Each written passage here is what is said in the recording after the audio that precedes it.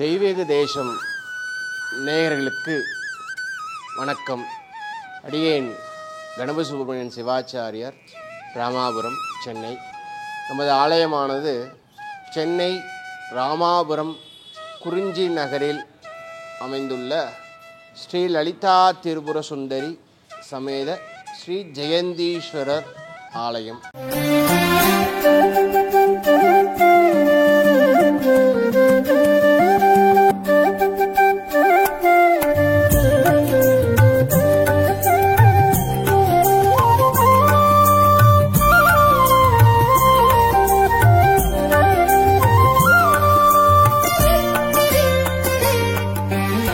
இந்த ஆலயத்தின் சிறப்பானது என்னவென்றால், நாம் எல்லாம் சிவபெருமானை லிங்கரூபமாக அநேக ஸ்தலங்களில் பார்த்திருப்போம்.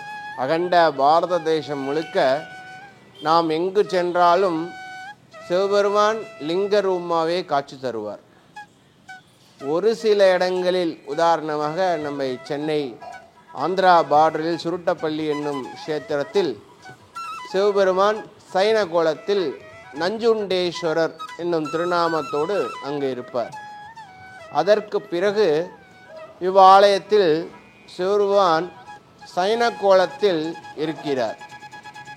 இந்த ஸ்தலத்தின் விசேஷமானது, அம்பாள் லலிதா திரிபுர சுந்தரி திவ்ய நாமத்தோடு பரபட்டாரிகா அப்படின்னு சொல்வதா போல், சாம்ராஜதாயினி சொல்வதா போல், பரமேஸ்வரன் எல்லாமல்ல ஆதிசக்தியான லலிதா திரிபுர சுந்தரிக்கு ஆதார பீடமாக ஆசனமாக அமர்ந்திருக்கிறார். அதாவது எளிமையாக சொல்ல வேண்டுமென்றால், ஆசனத்தின் மேல் பலகையாவே பரமேஸ்வரன் இங்கே அமர்ந்திருக்கிறார். அந்த ஆசனத்தின் 4 கால்களாக அம்பாளின் வலதுபுறத்தில் மகாவிஷ்ணுவும், 4 முகத்தோடு பிரம்மதேவரும், அம்பாளின் இடதுபுறத்தில் சங்கரனும், 5 முகத்தோடு ருத்ரனும் அமர்ந்திருந்து, இவா 4 பேரும் 4 கால்களாக இருந்து அந்த ஆசனத்தின் மேல் பலகையாகவே எல்லாமல்ல பரமேஸ்வரன் ஆதிசக்திக்கே ஆசனமாக இஸ்தலத்தில் அருள்பாலிக்கிறார். சைன கோலத்தில் அம்பாள் அந்த சிம்மாசனத்தில் அமர்ந்து சாம்ராஜ்யம் செய்கிறார். இந்த சன்னிதானத்தில் அம்பாளுக்கு பின்னாடி மகாலட்சுமியும் சரஸ்வதியும் அம்பாளுக்கு சாமரவாசி சேவகம் பண்ணிட்டு இருக்கா. இந்த ஸ்தோத்திரமானது லலிதா சகஸ்ரநாமத்தில் சசாமர ரமாவாணி சவ்ய தட்சிண சேவிதா அப்படின்னு நாமாவளி வரும். சசாமரனா அம்பாளுக்கு சாமரம் வாசிக்கிறது, ரமானா மகாலட்சுமியை குறிக்கும், வாணினா சரஸ்வதி, சவ்யனா வடக்கு, தட்சிணனா தெற்கு. லக்ஷ்மியும் சரஸ்வதியும் வடக்கும் தெற்குமா நின்று அம்பாளுக்கு சேவகம் பண்ணிகிட்ருக்கா. அந்தமாரி நாமாவளி. அந்தமாரி இங்கே அம்பாளுக்கு பின்னாடி லக்ஷ்மி சரஸ்வதியும் சேவகம் பண்ணிகிட்ருக்க ரூபத்தில் இருப்பாள். கீழே ஸ்ரீசக்கரம் மகாமேருவோட மகாகணபதி, ஆறுமுக சுப்பிரமணிய சுவாமியோட அம்பாள் இங்கே இந்த சன்னிதானத்தில் அனுகிரகம் பண்ணிகிட்ருக்கா. இந்த ஸ்தலத்தோட விசேஷம் என்ன அப்படின்னா, முதல்ல இந்த ஸ்தலத்தோட இடத்தை பற்றி போல தெரிஞ்சுப்போம். இந்த ஸ்தலத்தின் இடமானது 4 கார்னரும் வாஸ்து பாதக பெற்ற ஸ்தலம், வாஸ்து தோஷம் பெற்ற ஸ்தலம். அந்த வாஸ்து தோஷம் உள்ள ஸ்தலத்தில் சிவபெருமான் லிங்க ரூபமாக இல்லாமல் சைனகோலமாக இருக்கிறதுனால இந்த வாஸ்து தோஷத்தை நிவர்த்தி பண்ணுறார். இப்போ நம்மளுக்கெல்லாம் கஷ்டப்பட்டு வீடு வாங்குவோம். அந்த வீடு வாங்கும்போது ஒன்றும் தெரியாது. அது வாங்கின பிறகு அந்த வீட்டில் சில வாஸ்து தோஷங்கள் இருக்கும், வாஸ்து தோஷங்கள் சரியில்லை. அப்படிங்கும்போது நாம் என்ன பண்ணுவோம், அந்த வீடை காசு கொடுத்து வாங்கிட்டு அதை வேஸ்ட் பண்ண முடியாது, இதுவும் பண்ண முடியாது. அப்போ அதுக்கு என்ன பிராட்சித்தம் இருக்கா? உண்டு. சுவாமியை வழிபாடு பண்ணுங்க, அவ்வளோதான் பிராட்சித்தமே. அப்போ இங்கே நாம் சன்னிதானத்தில் அம்பாளை தரிசனம், சுவாமியை தரிசனம் பண்ணும்போது எல்லாமல்ல பரமேஸ்வரனும் இந்த வாஸ்து தோஷத்தை நிவர்த்தி பண்ணி இங்கே ஸ்தலத்தில் அமர்ந்திருக்கிறதுனால நம்மளோட மைனஸை ப்ளஸ் ஆக்குறார். மைனஸ் இன்ட்டு மைனஸ் ப்ளஸ் ஆகிற மாரி இந்த பூமியில் இருக்கிற மைனஸு நம்மளோட மைனஸ் ரெண்டையும் இது பண்ணி சுவாமி ப்ளஸ் பண்ணுறார். அந்த தோஷத்தை நிவர்த்தி பண்ணுறார் இந்த சைன கோலத்தில் இருக்கிற சிவபெருமான். இங்கே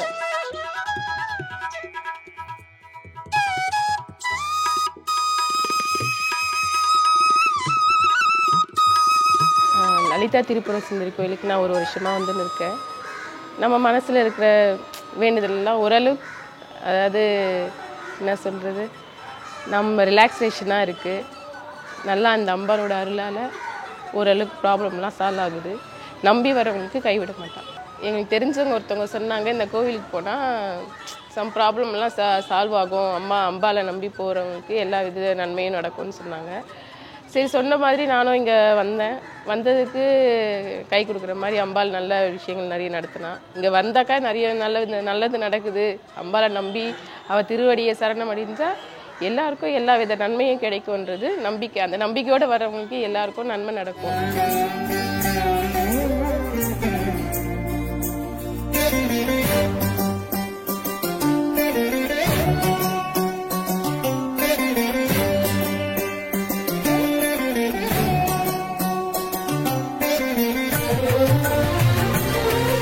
என்னுடைய பெயர் பகவதி அம்மை. நான் ராமாபுரத்திலிருந்து இங்கே டெய்லி வாரேன்.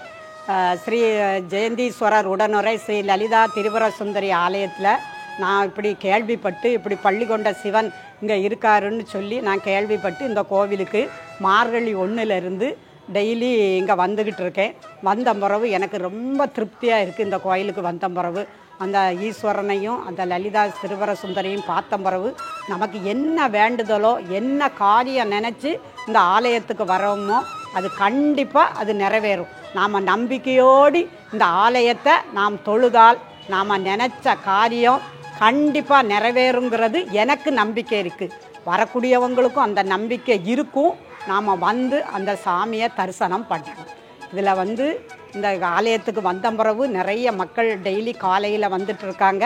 அவங்களுக்கு அவரவர் வேண்டுதல் நடக்கணும்னு சொல்லி நான் இந்த ஆண்டவனை பிரார்த்திக்கிறேன். எல்லா கோவில்களிலையும் சிவன் நின்ற கோலத்தில் அருவமாக தான் இருப்பார். ஆனால் இந்த கோவிலில் சிவன் சயன கோலத்தில் பள்ளி கொண்டு இருக்கிறார். அது ஒரு பெரிய அற்புதமாட்டு இந்த கோவிலில் இருக்குது. நான் இந்த கோவிலை அப்படி தரிசிக்கும் போது மெய் சிலிர்த்து அப்படி வேண்டி நின்றேன்.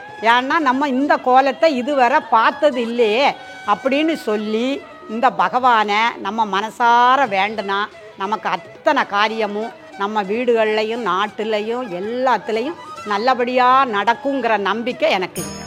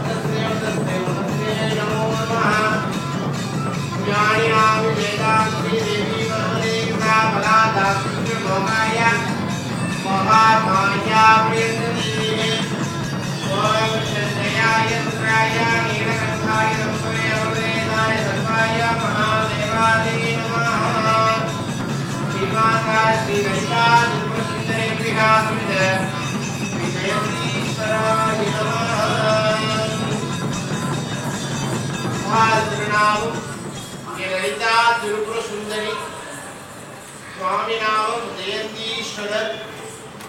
அம்பா இங்க ராஜ சிம்மாசனத்துல சாம்ராஜ்யதாயினியா ராஜ்யலட்சுமியா சக்கரவர்த்தினியா அம்பாள் அமர்ந்திருக்கா.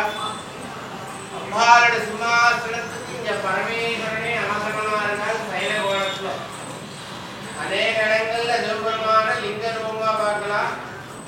இந்த சிவபெருமான் அம்பாளுக்கு ஆசனமாவே இருக்கார். சைன கோலத்துல இருக்க அந்த ஆசனத்துக்கு 4 கால்களா இங்க மகாவிஷ்ணு, பிரம்மதேவர், அந்த பக்கம் சங்கரன், மேல 5 முகத்தோட ருத்ரன், இவா 4 பேரும் 4 கால்களா இருந்து பரமேஸ்வரனே ஆசனமா இருந்து அம்மா சிம்மாட்சி பண்றா. அவனுக்கு பின்னாடி எங்க மகாலட்சுமியும், இந்த பக்கம் சரஸ்வதியும் அம்பாளுக்கு சாமரவாசி சேவகம் பண்ணிட்டு இருக்கா. இதை ஸ்ரீசக்கரம் மகாமேகோட மகாமூர்த்தி பார்வ சுப்பிரமணிய சுவாமியோட அம்மா இந்த குடும்ப சகிதமா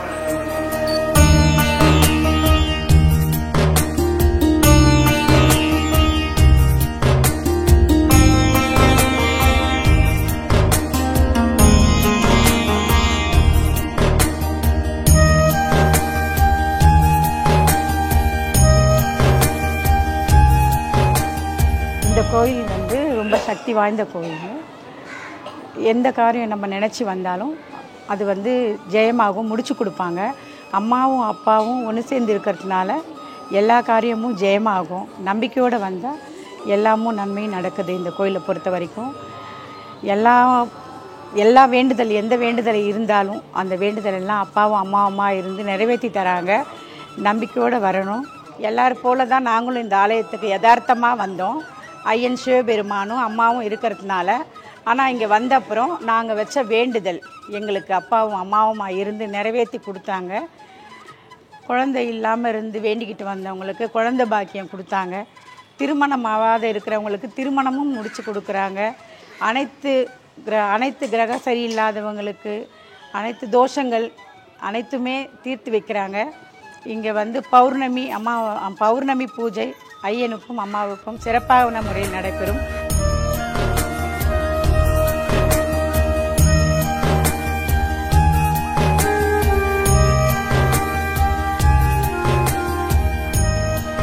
இந்த கோயிலுக்கு வந்து நாங்கள் கொஞ்ச நாளாக வந்துட்டு தான் இருக்கோம். இங்கே எல்லாமே எங்களுக்கு வந்ததுலேருந்து நல்லதாக தான் நடக்குது.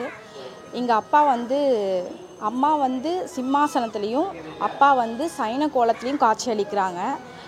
இந்த கோயிலோட அதிசயம் என்னென்னா, இங்கே 2 பேரும் சேர்ந்து இருக்கிறதுனால நம்ம என்ன நினச்சி வந்தாலும் அது கண்டிப்பாக நடக்கும். எதுவுமே நடக்காமல் இருந்ததில்லை, எல்லாமே நடக்கும். எனக்குமே நிறைய நடந்திருக்கு. நான் இன்னும் வேண்டிட்டு தான் அப்பா கிட்ட வந்துட்டுருக்கேன். இங்கே சங்க அபிஷேகம் 1008 சங்க அபிஷேகம் நடந்துச்சு. மிகவும் சிறப்பாக அந்த 1008 சங்கில் அப்பாவுக்கு அபிஷேகம் நடந்துச்சு. அது ரொம்பவும் மகிழ்ச்சியாக இருந்துச்சு. அதை பார்க்குறதுக்கு என் கையால் நான் எடுத்து கொடுத்தேன் சங்கு. அது ரொம்ப சந்தோஷமாகவும் மகிழ்ச்சியாகவும் இருந்துச்சு. அதுக்கப்புறம் என்னோடய வாழ்க்கையில் நிறைய திருப்பத்தை நான் பார்த்தேன். எனக்கு நல்ல சந்தோஷம். இந்த கோயிலுக்கு வந்ததுலேருந்து நல்ல மகிழ்ச்சி, நல்ல சந்தோஷம். நீங்களும் வந்தால் நல்லா இருக்கும். அதே மாதிரி அனைவரும் வாங்க. இதை பார்க்குறவங்க எல்லா பக்தர்களும் இங்கே வந்து வழிபட்டால் கண்டிப்பாக உங்களுக்கு நினச்சது நடக்கும். சிவபெருமான் வந்து இங்கே வந்து கருணைய முகபாவம் இருக்கும். சுவாமி வந்து கருணையாக நான் இருக்கேன் கவலைப்படாத அப்படின்னு சொல்கிற போல் சுவாமியோட முகபாவம் இங்கே இருக்கிறது. சுவாமியோட முகபாவம் கருணையாக நான் இருக்கிறேன் கவலைப்படான்னு சிரித்த மாரி நம்மளை அடுதினமும் நம்மளை பார்த்துட்டு இருக்க மாதிரியே இருக்கும். இன்னும் சொல்லப்போனால் உத்து நோக்குன்னா சுவாமி கண் திறந்து நம்மளை பார்க்குற மாதிரியே தெரியும். இங்கே உள்ள சிவன் நிஜரூப தரிசனத்தில் இதுமாரி ரொம்ப விசேஷமான பரமேஸ்வரன். எவ்வளோ அபிஷேகம் பண்ணாலும் இங்கே சுவாமி ஏற்றிட்டு இருப்பார். இங்கே 1008 சங்காபிஷேகங்கள்லாம் சுவாமிக்கு பண்ணோம். அன்னைக்கு பார்த்தேன்னா ஃபஸ்ட் டைமாக 1008 சங்காபிஷேகம். பக்தர்கள் கைங்கரியத்தில் எல்லாரோட பங்களிப்பு இருக்கணும் அப்படின்ட்டு கூட்டு வழிபாடு முறையில் 1008 சங்குகள் நூதனமாக புதுசாக வாங்கி சங்கு பூஜை கடைசி வாரம் அன்னைக்கு தான் மதியானம், திங்கக்கிழமை கடைசி வாரம் 4வது சோமவாரம் அன்னைக்கு 10-12 யமகண்டம் முடிஞ்சு தான் 12 மணிக்கு உள்ள சங்கு வருது. மழை லைட்டாக தூறல், சுவாமி ஆசீர்வாதம் பரமேஸ்வரனா. அதுமாரி அங்கே அன்றைக்கி லிங்கம் மாரியே 1008 சங்குமே வச்சு பூஜை பண்ணி ருத்ரஹோமங்கள்லாம் பண்ணி அவ்வளோ அக்னியை தட்ட ஒரு 5 அடி ஹைட்டுக்கு அக்னி அவ்வளோ சுவாமி ஆனந்தமாக ஏற்றுக்கிட்டு எல்லா பக்தர்கள் கையிலையும் அந்த சங்கு கொடுத்து பிரார்த்தனை பண்ணி கொடுங்கோ அப்படின்னு பிரார்த்தனை பண்ணி அந்த 1008 சங்காபிஷேகம் சிவனுக்கு பண்ணோம். ரொம்ப ஆனந்தமாக ஏற்றுக்கிட்டார். இங்கே சன்னிதானத்தில் எல்லாமே கூட்டு வழிபாடு முறையாக பண்ணுறோம். கூட்டு வழிபாடுங்கிறது கோடி பலன். நம்மளோட பிரச்சனைகள் எல்லாமே தீர்த்து வைக்கும். விசேஷமானது. ஜோதிட சாஸ்திரத்தில் 1000 சொல்லுவா. இப்போ உதாரணத்துக்கு இப்போ 2025 வருஷம் பிறந்திருக்கு, இந்த கிரகங்கள் சேர்ந்துருக்கு, இந்த கிரகங்கள் சரியில்லை அப்படின்ட்டு 1000 சொல்லுவா. அவள் எல்லாம் சொல்கிறதெல்லாம் ஒரு பொதுவான பலன், ஒரு கோச்சார பலன். நம்ம ஜென்ம ஜாதகத்தில் எப்போ எப்படி இருக்கோ அதுதான் நம்மளுக்கு பேசும். அவள் சொல்கிறத எடுத்துக்கிட்டு நாம் கன்ஃபியூஸ் ஆகிக்கக்கூடாது. இன்னும் சொல்லப்போனால் ஒரு சில முன்காலம் நம்மளோட முன்னோர்கள், நம்மளோட தாத்தா அவள் இருந்த காலத்துலாம் பார்த்தீங்கன்னா இந்தமாரி டெய்லியும் இன்றைக்கி இந்த ஆரோஸ்கோப், இன்றைக்கி இந்த ஜாதகம் இது, இன்றைக்கி இது அப்படின்னு யாரும் கிடையாது. இன்றைக்கி தான் நிறையா வளர்ச்சிகள் வந்துட்டுருக்கு. சார் அப்போல்லாம் தெய்வத்தை தான் நம்ம முன்னோர்கள்லாம் தெய்வத்தை தான் மனப்பூர்வமாக நம்பிட்டு இருந்தா. நாம் இன்றைக்கி என்ன நம்புகிறோன்னா தெய்வத்தை நம்பாமல் மற்றவாளை நம்பிட்டு இந்த டாலரை போட்டுக்கிறது, இந்த இதை போட்டுக்கிறது, இந்த கயிறை கட்டிக்கிறது, அந்த மாரிலாம் வேண்டாம். இறைவனை மனப்பூர்வமாக நம்புங்கோ. அவன்கிட்ட சரணாகதி, சரணம். சபரிமலை போகிற எத்தனையோ ஐயப்ப பக்தர்கள் சொல்கிறது என்ன? சரணம் ஐயப்பா. அப்போ அந்த சரணம் ஐயப்பானா என்ன அர்த்தம்? சரணம் அப்படின்னாவே இறைவன்கிட்ட சரணடைகிறது. அதே போல் நாம் எந்த தெய்வமானாலும் அந்த தெய்வத்திட்ட முழு மனதோட சரணடையணும். சரணடைஞ்சிங்கன்னா பிரார்த்தனை பண்ணி உங்கள் பக்தி ஸ்ரத்தையோட நீங்கள் அந்த வழிபாடு பண்ணலைன்னா நீங்கள் எந்த நவகிரகங்கள் நவக்கோளை பற்றி நீங்கள் பயப்பட தேவையில்லை. ஏன்னா இங்கே சன்னிதானத்தில் 9 கிரகத்தோட அதிபதி எல்லாமே இங்கே தான் இருக்கா. உதாரணத்துக்கு சொல்ல போனால் சூரிய பகவானோட அதிபதி யாருன்னா பரமேஸ்வரன். பரமேஸ்வரனே சயன கோலத்தில் இருக்கார். அதுபோல் கேது, நம்மளாம் ராகு கேதுனாவே பயப்படுவோம். அப்போ அந்த ராகுவோட அதிபதி யார்? துர்கா அம்பாள் காளி. அப்போ அம்பாள் ஸ்வரூபமாக ஸ்ரீசக்கர ரூபமாகவே இங்கே இருக்கா. கேது, கேதுவோட அதிபதி யார்? விநாயகர். விநாயகர் உள்ளே இருக்கார். மகாவிஷ்ணு இருக்கார். மகாவிஷ்ணு யாரோட அதிபதி? புதன் பகவான். நவகிரகத்தில் இருக்கிற புதனோட அதிபதி மகாவிஷ்ணு. நமக்கெல்லாம் குரு பார்த்தால் கோடி நன்மைன்னு சொல்லுவோம். அதுமாரி அந்த குரு பகவானோட அதிபதி யாருன்னா தட்சிணாமூர்த்தியும் பிரம்மதேவரும் உள்ளே இருக்கா.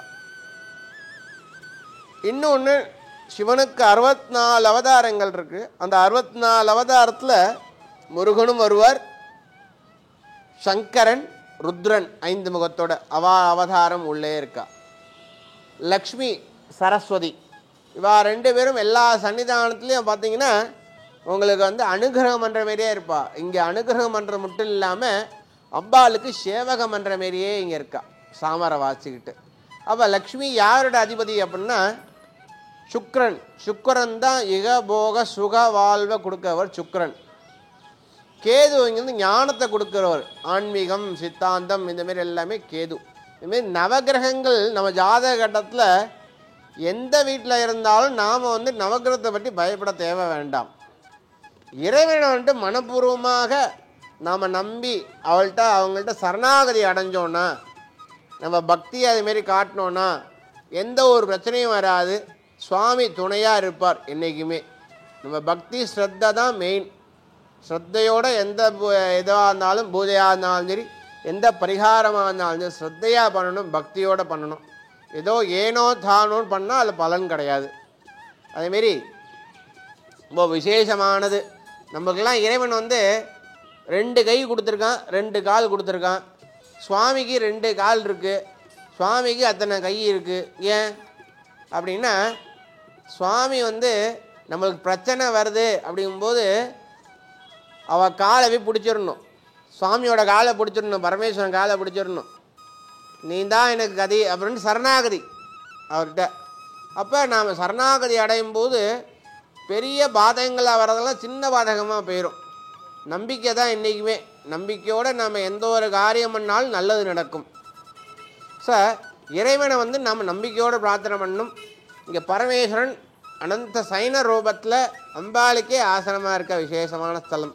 இன்னும் சொல்ல போனால் கடந்த 2024 டிசம்பரில் ஜோதிடர்கள் யூடியூப்லலாம் நிறையா வந்து சில ஜோதிடர்கள்லாம் ஒரு அழிவுகள் இருக்குது, சுனாமி வரும், நிறையா அழிவுகள் வரப்போகுது அப்படின்னு சொன்னான். ஏன்னா இந்த பாரத தேசமானது ரொம்ப புண்ணிய தேசம். இங்கே சுவாமி அந்த அளவுக்குலாம் எதுவும் கொடுத்துட மாட்டார் ஒன்று. அதனால் அப்படி அந்த பேர் சொன்னவாழ இதெல்லாம் இப்போ பின்வாங்கி போயிச்சே. இன்றைக்கி எல்லாமே சுவாமி இருக்கார். சுவாமி வந்து அநியாயமாக நம்மளை இது பண்ணிட மாட்டார். ஒரு பயத்தை காட்டுவார், நல்லா கரெக்டாக இருந்துங்கடா அப்படின்ட்டு சுவாமி வந்து ஒரு பயத்தை காட்டுவார், அவ்வளோதான். நம்ம பக்தியோடு நாம் சத்தையாக நம்ம பண்ணிட்டோம்னா எந்த குறையும் வராது. சுவாமி துணையாக இருப்பார். எல்லோரும் வந்து இங்கே உள்ள லலிதா திரிபுர சுந்தரியும் சயன கோலத்தில் இருக்கிற ஜெயந்தீஸ்வரரையும் தரிசனம் பண்ணி உங்களால் என்ன முடியுமோ வழிபாடு செய்து அவங்க சுவாமி அம்பாலும் பிரார்த்தனை பண்ணிக்குமாறு ஆலயத்தின் சிவாச்சாரிய சார்பாகவும் ஆலய நிர்வாகத்தின் சார்பாகவும் மற்றும் தெய்வீக தேசம் யூடியூப் நேயர்கள் சார்பாகவும் தாழ்மையுடன் கேட்டுக்கொள்கிறேன். நன்றி, வணக்கம்.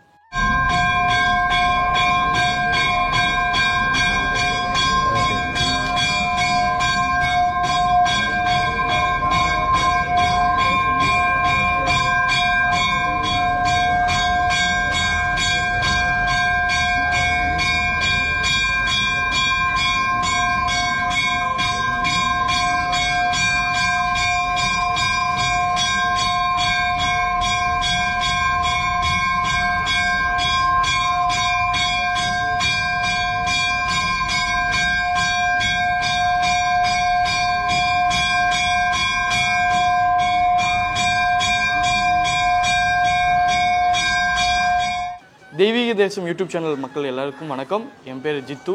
நான் வலசரவாக்கம்லேருந்து வந்திருக்கேன். நான் இப்போ மாலை போட்டதுலேருந்து இந்த கார்த்திகை ஒன்றுலேருந்து அதிகமாக கோவிலுக்கு நான் போக வேண்டிய இது இருக்கும். காலையிலே இருக்கும், ஈவினிங் இருக்கும். ஸோ இப்படி ஒவ்வொரு கோவிலாக பக்கத்தில் இருக்கும்போது இப்போ இங்கே ரூம் கிட்டே ஒரு கோவில் இருக்குது, நீ போய் பாரு நல்லாயிருக்கும் அப்படின்ற மாதிரி சொல்லியிருந்தாங்க. நான் எதாச்சியாக மாலை போட்டதுக்கப்புறம் தான் இங்கே வந்தேன். ஜெயந்தீஸ்வரர் லலிதா திரிபுர சுந்தரின்னு இருக்கே. வந்தோடனே இது என்ன கோவில், என்ன இது அப்படின்றது எனக்கு குழப்பமாகவே இருந்தது. ஏன்னா பொதுவாக வந்து விஷ்ணு அவர்கள் தான் வந்து படுத்திருப்பாங்க. ஸோ இது என்னடா புதுசாக இருக்கே அப்படின்ற போது அப்புறம் இங்கே இருக்கிற அர்ச்சகர் வந்து சொன்னார், இல்லை இது சிவன், இது வந்து உலகத்திலே வந்து இந்த டெம்பிள் தான் இருக்குது அப்படின்னு சொல்லும்போது எனக்கு ரொம்ப ஆச்சரியமாக இருந்தது. நான் ரெகுலராக வர ஆரம்பித்தேன். எனக்கு வந்தோடனே ரொம்ப பாசிட்டிவ் இருந்தது. எனக்கு நிறைய பாசிட்டிவ்ஸ் வந்து நடக்க ஆரம்பிச்சது மாலை போட்டதுக்கப்புறமும் இந்த கோவில் வந்ததுக்கப்புறம். இங்கே என்ன மட்டும் இல்லை, இங்கே நிறைய பேர் வராங்க. அவங்க வீட்டில் ஃபேமிலியில் மன கஷ்டங்கள் இருக்குது, இங்கே வந்தோடனே நல்லாச்சு, அதனால் நான் திரும்பி வரேன். வீடு வாங்கணும்னு ஆசைப்பட்டேன், இங்கே வந்ததுக்கப்புறம் வீடு வாங்கினேன் அப்படின்லாம் நிறைய விஷயங்கள் சொன்னாங்க. அது பார்க்கும்போது எனக்கு ரொம்ப நெகிழ்ச்சியாக இருந்தது. நான் நிறைய பேர் இங்கே சொல்கிறது கேட்டிருக்கேன், நான் பார்த்துருக்கேன். அண்ட் இந்த கோவிலில் எனக்கு ரொம்ப பிடிச்ச விஷயம் என்ன அப்படின்னா, நான் வரும்போது இந்த சிவன் அவர்களோட முகத்தை பார்க்கணும்னு சொல்லி தான் வருவேன். ஏன்னா நம்ம சிவனை நம்ம வந்து லிங்கம் வடிவமாக தான் நம்ம சாமி கும்பிடுவோம். இங்கே வந்து பார்த்திங்க அப்படின்னா அவரோட ஃபேஸ் இருக்கும். அது அவரோட ஃபேஸ் பார்த்திங்கன்னா சாந்த சுரூபியாக இருந்திருப்பார். நீங்கள் வேணால் பாருங்கள். அதில் அது ரொம்ப நீங்கள் இங்கே நேரில் வந்தீங்க அப்படின்னா கண்டிப்பாக உங்களை அறியாமல் உங்களுக்கு ஒரு ஹாப்பினஸ் உண்டாகும், திரும்பி வர வைக்கும். நானும் அப்படி தான் வந்துட்டுருக்கேன். கண்டிப்பாக இந்த வீடியோ பார்த்தீங்க அப்படின்னா நீங்களும் அப்படி தான் வருவீங்க. இந்த சென்னை ராமாபுரம் குறிஞ்சி நகரில் அமைந்துள்ள ஸ்ரீ லலிதா திரிபுர சுந்தரி சமேத ஸ்ரீ ஜெயந்தீஸ்வரர் ஆலயமானது யாரும் இதுக்கு ஆலயம் கோயில் கட்டணும் அப்படின்லாம் யாரும் பிளான்லாம் பண்ணல. இங்கே இந்த இடமானது ஒரு 10 வருஷத்துக்கு முன்னாடி வாங்கி போட்டது. ராஜலக்ஷ்மி கல்வி குழுமம் அவரோட நமது கல்வி குழுமத்தின் ஒரு பள்ளியானது பின்னாடி நமது ஆலயத்தின் பின்புறம் உள்ளது. அந்த கல்விக்கூடத்திற்காக இந்த இடம் வாங்க பெற்றது. வாங்கி 10 ஆண்டுகள் எந்த ஒரு செயல்பாடும் இல்லாமல் அப்படியே இருந்த அந்த இடம் ஒரு சமயம் நமது ராஜலக்ஷ்மி கல்வி குழுமத்தின் சேர்மேன் ஆகிய திரு தங்கம் மேகநாதன் அவர்கள் பாண்டிச்சேரி சென்று வரும்போது பரமேஸ்வரனை பெருமாள் நினைத்து வாங்கியாச்சு. சிவபெருமான் சைனகோலத்தில் இருப்பதை அவள் பெருமாள் என்று நினைத்து வாங்கி தன்னோட இல்லத்தில் 3 வருடங்கள் சுவாமி அங்கே இருந்தார். அவருடைய இல்லத்தில், அண்ணாநகர் உள்ள அவருடைய இல்லத்தில். அதற்கு பிறகு தான் தெரிந்தது பரமேஸ்வரன் பெருமாள் இல்லை அப்படின்ட்டு. அப்போ அதுக்கு பிறகு தான் இங்கே இந்தமாரி ஆலயம் எழுப்பணும், இந்தமாரி அம்பாள் எல்லாம் ரெஜிஸ்டர் பண்ணி ஏன்னா இந்த லலிதா திரிபுர சுந்தரி ரூபங்கு சிற்பசாஸ்திரத்தில் இந்தமாரி அமைப்பில் தான் இருக்கும். அந்த அமைப்பில் கோயில் கட்டணுன்ட்டு முடிவு பண்ணி காலேஜில் கோயில் கட்டிடலாம். நம்மளோட கல்வி குழுமத்தோட ஒரு கல்வி காலேஜ் வந்து தண்டலம் இந்த பகுதியில் அங்கே இருக்குது. ஸோ அங்கே கட்டிடலாம் முடிவு பண்ணி அஸ்திவாரம்லாம் எடுத்தாச்சு.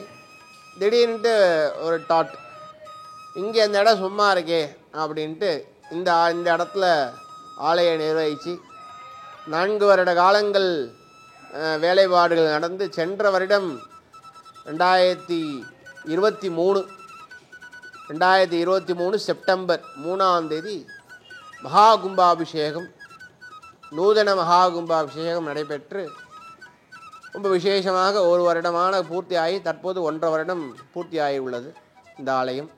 இந்த ஆலயத்தின் சிறப்புகள் என்ன, இந்த கோயிலுக்கு வந்தால் என்ன வேண்டுதல் நிறைவேறும் அப்படின்னா, பிஸ்னஸில் நலிஞ்சு போயிருப்பா, பிஸ்னஸில் டவுன் ஆகி நஷ்டம் அடைஞ்சி இருப்பா, அவளாம் இங்கே வந்து சுவாமிக்கு அபிஷேகம் கொடுத்து மாலை சாத்தி பிரார்த்தனை பண்ணான்னா அவள் பிஸ்னஸ் டெவலப்மெண்ட் ஆகும்.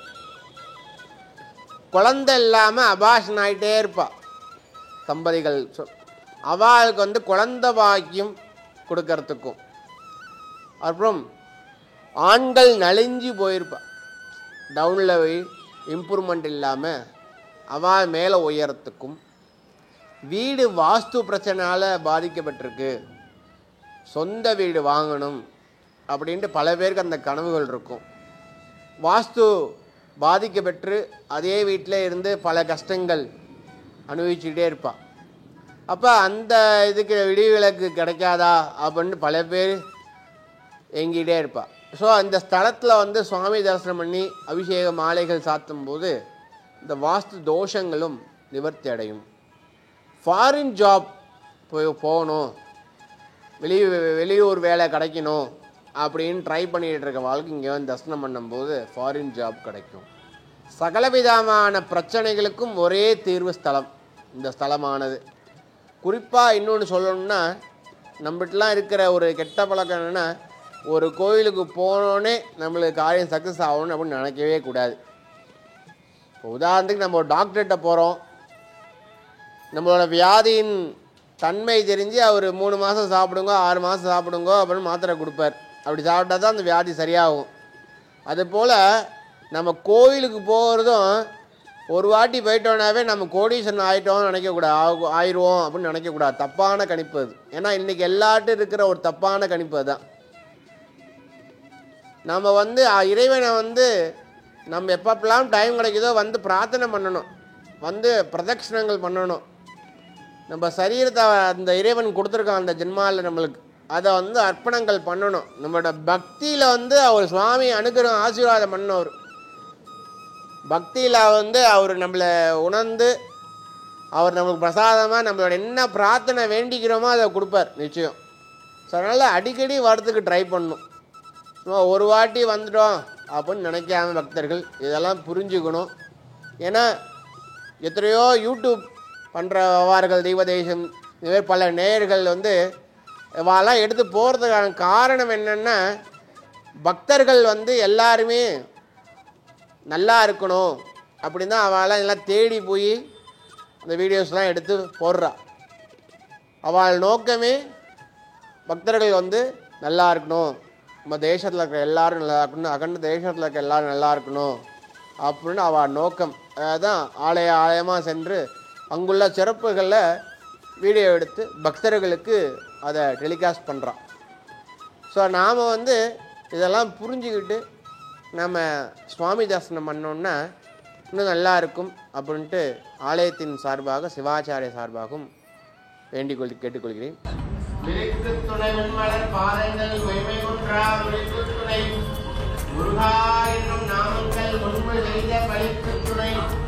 அவன் பன்னிரதோடும் பயந்த வலிப்பு துணை வடிவேலும் யாதேவி சர்வ பூதேஷோ மாஸ்து ரூபேண நமஸ்தே நமோ நமः. ஞானினாம் வேதாம்பி தேவி பகவதி பலாதாஸ்ய மகாய மகாமாயா பிரேத்ததே